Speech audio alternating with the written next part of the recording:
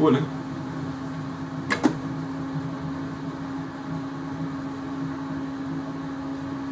Yep.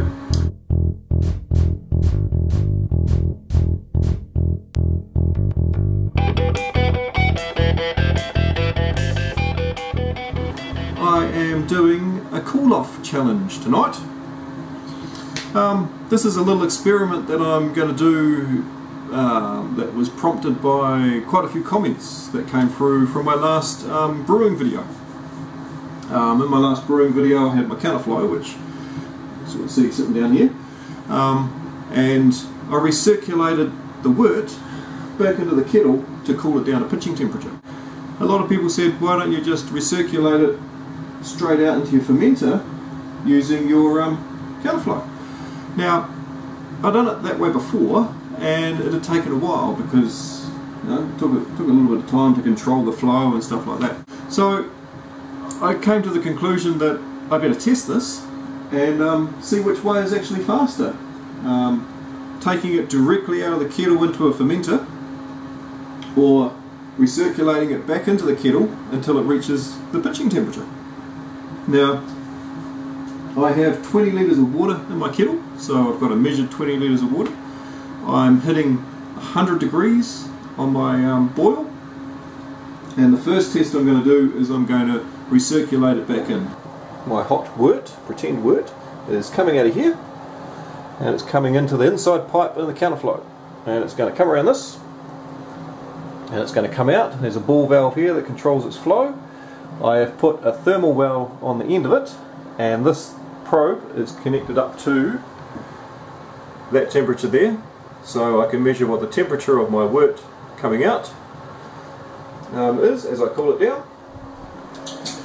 And I have a pump line, and I'm pumping it into the pump that's underneath the bench, which comes back up out of the bench through here, and it comes along this pipe and back into the kettle again. So at the moment it's not pumped, it's primed, sitting there ready to go. Okay, we're at 100 degrees. So now, what I'm going to do, so here's the temperature of my water coming in, you can see that. It's 14 degrees, and I've used no litres. So I'm going to turn my water on. I'll actually start to pump it. Let's turn the pump on. Now we have this hot wort reticulating. You should see this temperature go up as the hot wort passes it. Yep, surely is. So that's the temperature probe here. It's taking hot wort coming straight out. So let's reset our timer and turn the cold water on.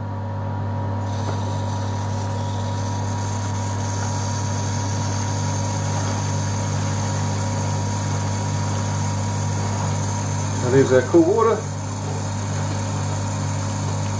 It should be coming out as hot water,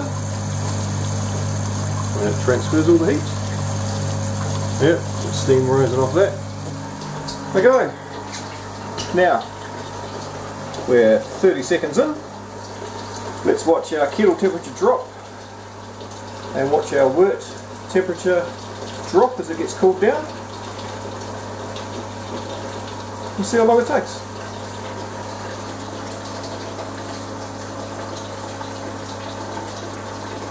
Once it's finished, we'll do it all again, but instead of recirculating it, we'll pump it straight into a fermenter. Now it's the boring bit, we just got to wait.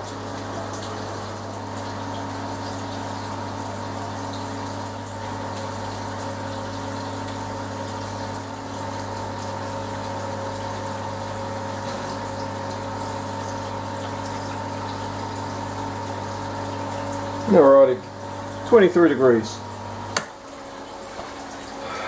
So let's stop it there.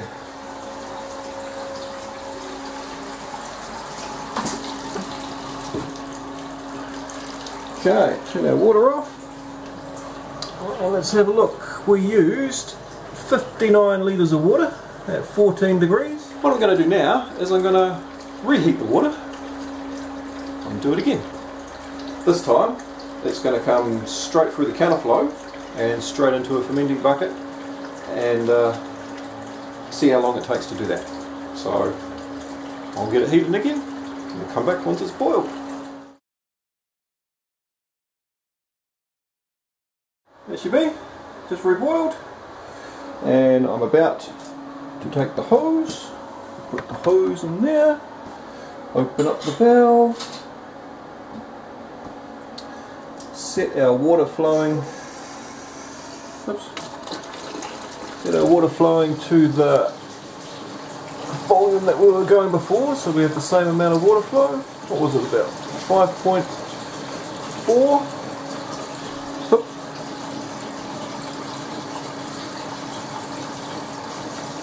Yep, so we've got our water flow at the same level, well, close enough. Now we just want to turn our pump on so that we can start sucking the water through.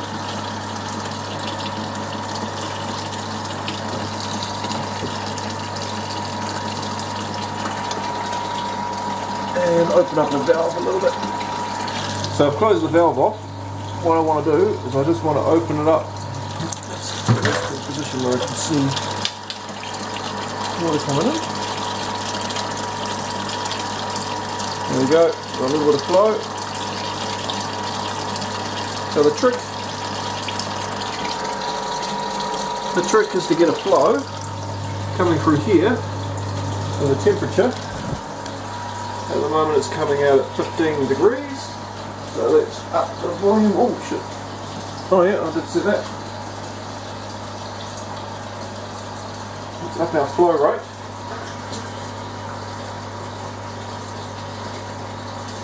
The battery's starting to run out, damn it. Let's just up our flow rate until we get to our pitching temperature of 23 degrees, so that we're coming out at 23 degrees. So I'm just increasing the flow rate by opening up the ball valve and letting more water pump through.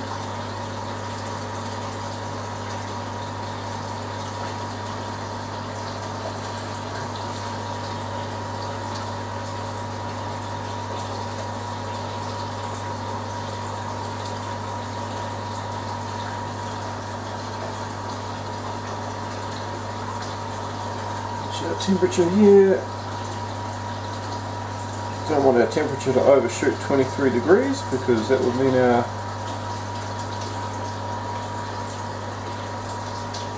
fermentation is too warm, so let's just back that off a little bit, slow it down.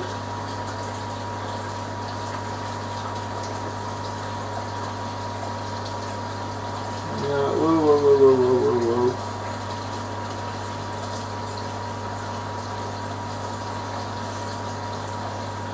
Slow down. Go back down again. Oh, overshooting. This is the difficulty with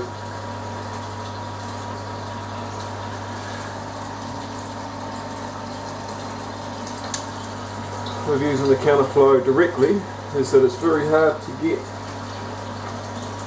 a steady flow at the right temperature. So coming down, 7.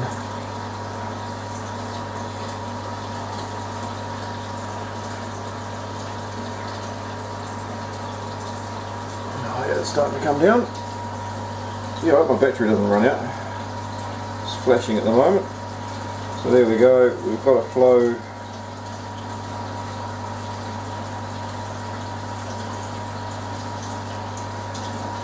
Got 23 degrees.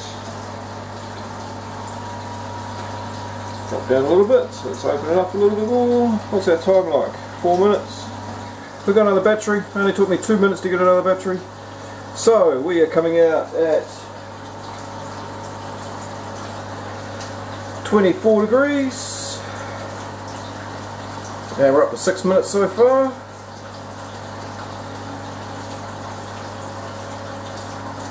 So the same water flow for the cold water. So I've got the same flow rate coming through here. Same temperature of water. I just have the ball valve that's restricting the flow here. So that's the amount of flow that we have of our beer coming out.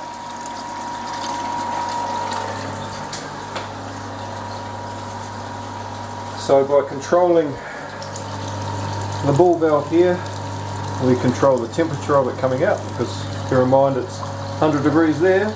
By the time it comes through here, it comes out there, it's 23.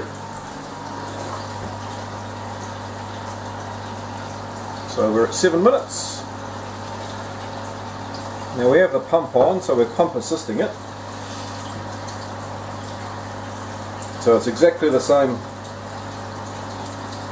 as doing the recirculation, but instead we're limiting its output to make sure that the temperature is 23 degrees when the beer exits the counterflow, instead of just going full force until the entire volume is reached 23 degrees. Coming out at 23, 24 degrees. There we go. Last little spin of it. Yep, the pump's died. So, 10 minutes. This fermenter should be at 23 degrees.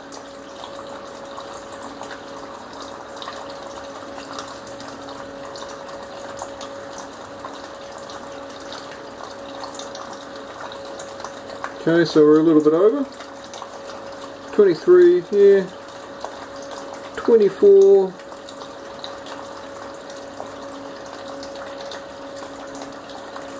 So we're not too bad, 24 degrees. So we're about 1 degree off, but bear in mind this little digital temperature probe might not be as accurate as the isn't as accurate as the PID controllers.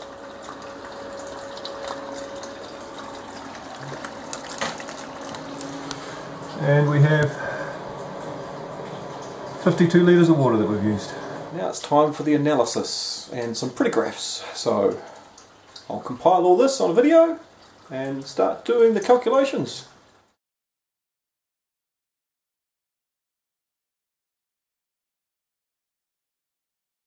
Alrighty, here's the pretty graph that I promised. But anyway, let's see the numbers. Here they are. Okay, this was a surprise. At the end of the day, both methods sort of came out to the same level. They both took generally around about the same amount of time. So both of them are just as efficient as each other. A couple things just to point out in here though. The recirculation used 59 litres, so that's 7 litres more than the straight through.